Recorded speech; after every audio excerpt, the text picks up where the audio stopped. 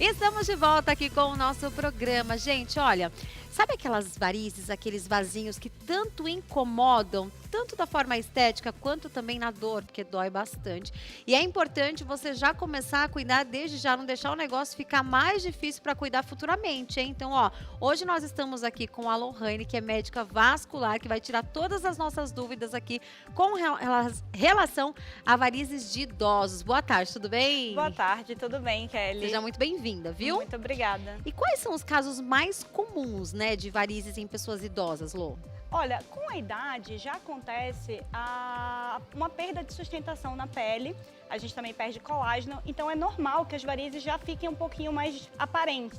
Então, com o decorrer da vida, é muito mais comum ter varizes na população mais idosa. E como que as varizes elas podem impactar, né, na vida das pessoas, na qualidade de vida?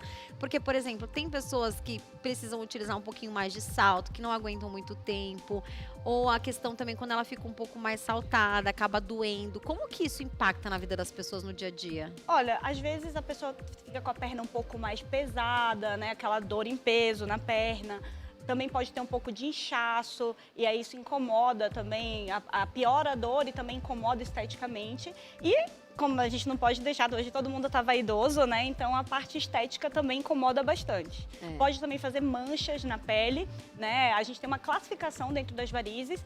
E nos últimos graus de doença, eu posso ter uma mancha amarronzada e posso ter até ferida. Então aquela ferida que é difícil de cicatrizar. Na varize? É decorrente da varize, geralmente... Mas é na pele? Na pele, fica na pele, mas pode ser um sinal de insuficiência venosa. Então precisa investigar, porque tratando, às vezes você consegue fechar essa ferida. Entendi. Vamos fazer o seguinte, então, manda uma mensagem aqui pra gente, 96586-1493. Manda uma mensagem de texto se você tem alguma dúvida, se você tem varizes, se você tem vasinho, se você sente dor, quer saber um pouquinho mais a respeito, o que você pode fazer, quais os tratamentos, quais são as técnicas que são utilizadas hoje. Manda uma mensagem aqui pra gente, que a gente já tira a dúvida na hora com quem entende do assunto. Combinado? Tô esperando, hein?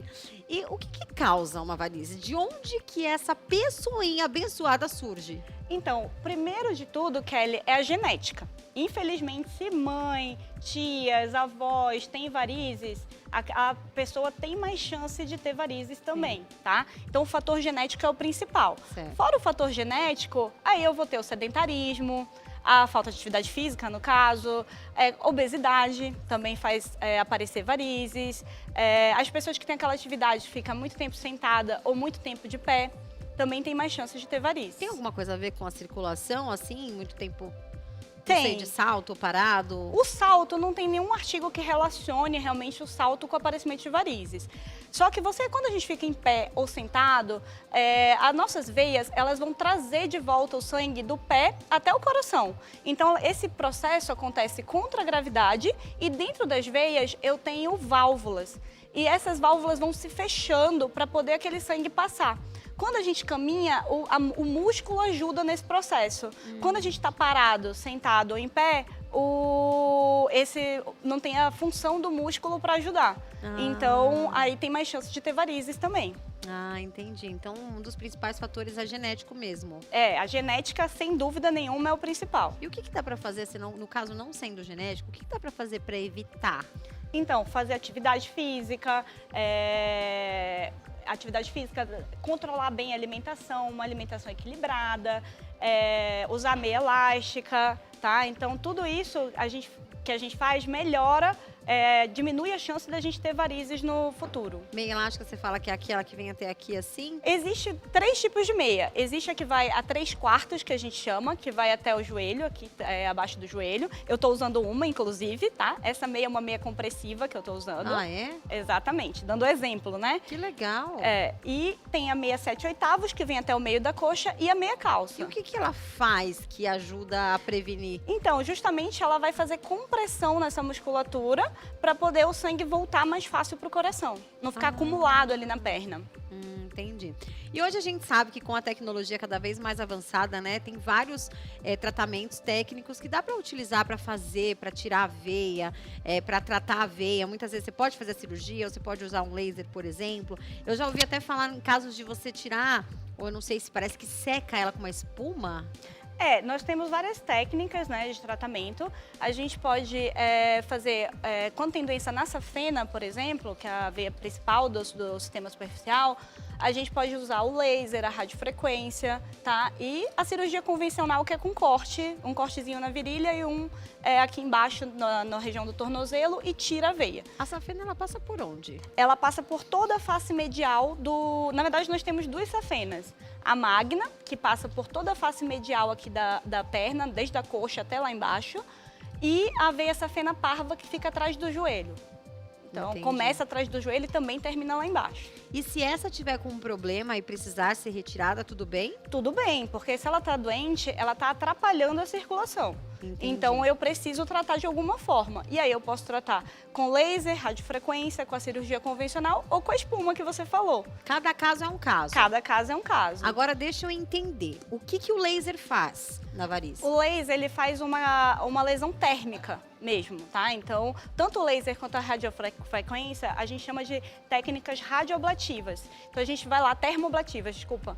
E aí, a gente faz um furinho guiado por ultrassom, passa aquela fibra por dentro da veia e ele queima essa veia. E aí, ela transforma ela num cordão fibroso. A pessoa não sente nada. Não, porque geralmente a gente faz ou isso com anestesia local ou no centro cirúrgico com anestesia mesmo. Entendi. E aí, no caso, retirando a veia, retira, acabou, tá tudo certo, tá tudo resolvido. E a espuma?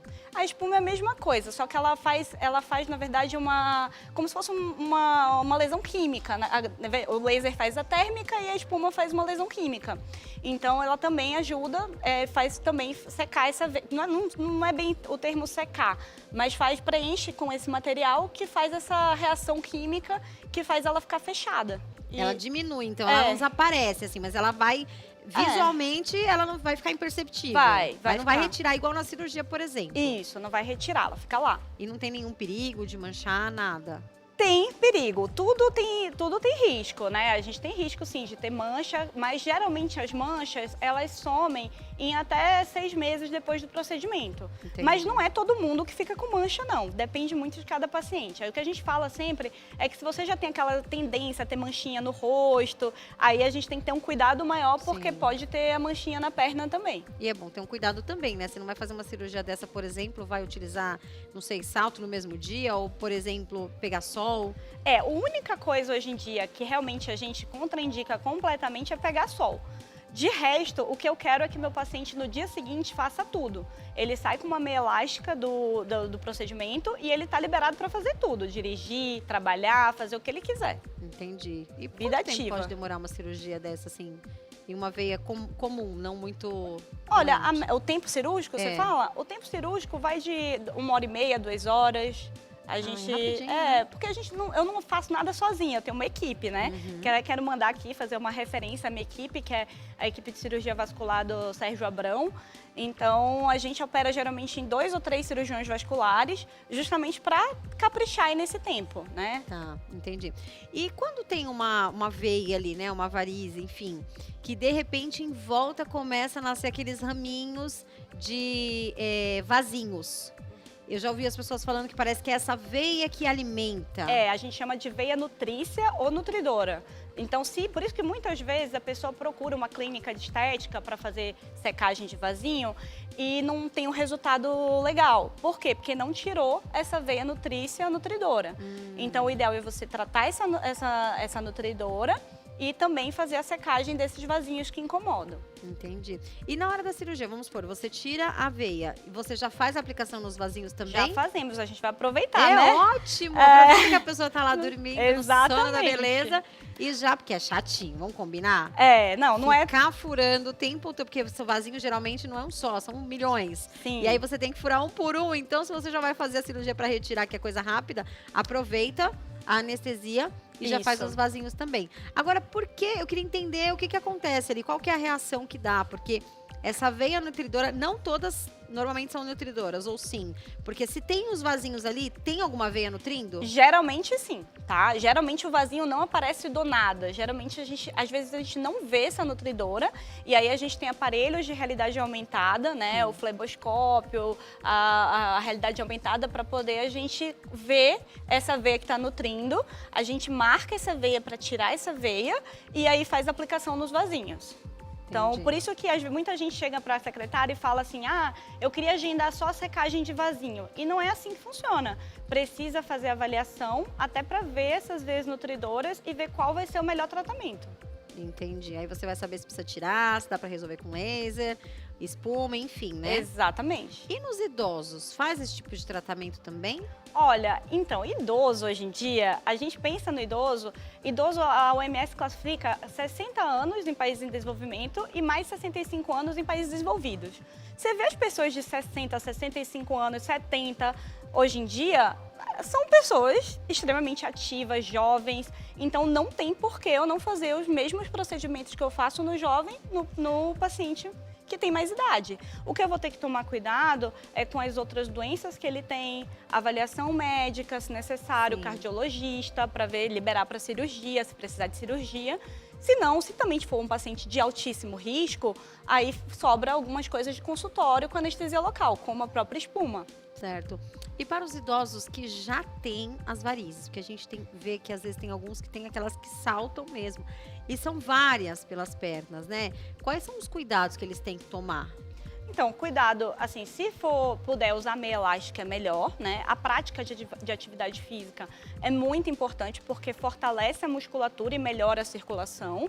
E acho que todo mundo conhece alguém ou tem uma vozinha que já teve um sangramento das varizes, por exemplo. Aí tem que tomar cuidado, sangrou, não passa nada, só fazer a compressão, um curativo local e procurar um médico. E aí tem, como eu falei, mesmo para essas veias grossas, no paciente bem mais idoso, tem tratamento também, tá? A espuma é uma excelente opção nesses casos. Ah, é? É. Que aí você vai... A espuma é rapidinho também? É rapidinho também, não demora nem meia hora. A gente, lógico, existe um volume que pode ser feito em cada sessão, então às vezes precisa ir mais de uma vez pro consultório, mas dá para ser feito, o paciente vai embora andando para casa também, na mesma Qual que é hora. o mais tranquilo, assim, que você acha? A espuma ou o laser? Depende, é como eu te falei, cada veia a gente trata de uma forma diferente. Os dois são excelentes. Laser, e a própria radiofrequência também, que é semelhante ao laser. Entendi. Então, são... Eu achei que o laser era realmente uma ponteira que ia em cima da pele. Você me corrige se eu estiver falando alguma besteira. Que iria em cima da pele, né? Que disparava o laser e assim ia tendo alguma reação ali com a veia.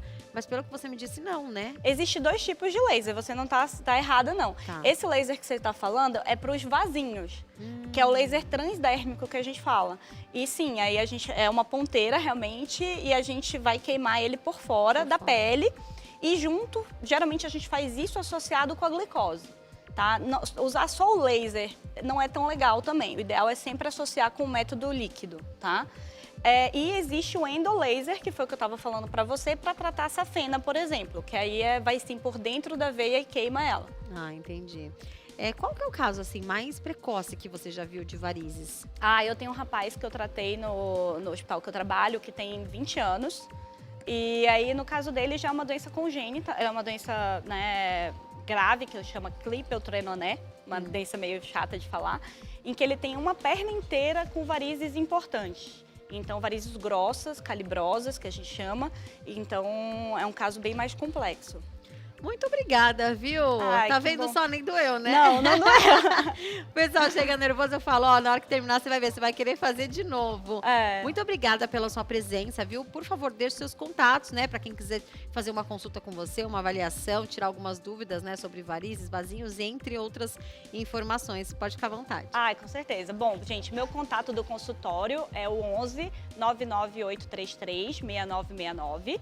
E tem meu Instagram também, que é @doutora Lohane Atala, que eu vou ter, eu dou várias dicas sobre varizes, sobre outros temas vasculares e também você pode entrar em contato para tentar marcar sua consulta, tá bom? Tá legal. Muito obrigada, viu, Obrigada, pela sua presença. Kelly. Depois você volta, a gente conversa mais. Fica aqui comigo, tá bom? Que a gente vai bater um papo. E olha, eu quero saber o que nós... Prometo não chamar de Bárbara Amorim, tá bom, Babi? Eu quero saber o que nós temos de informações para o nosso dia, para nossa semana. Conta aí para nós.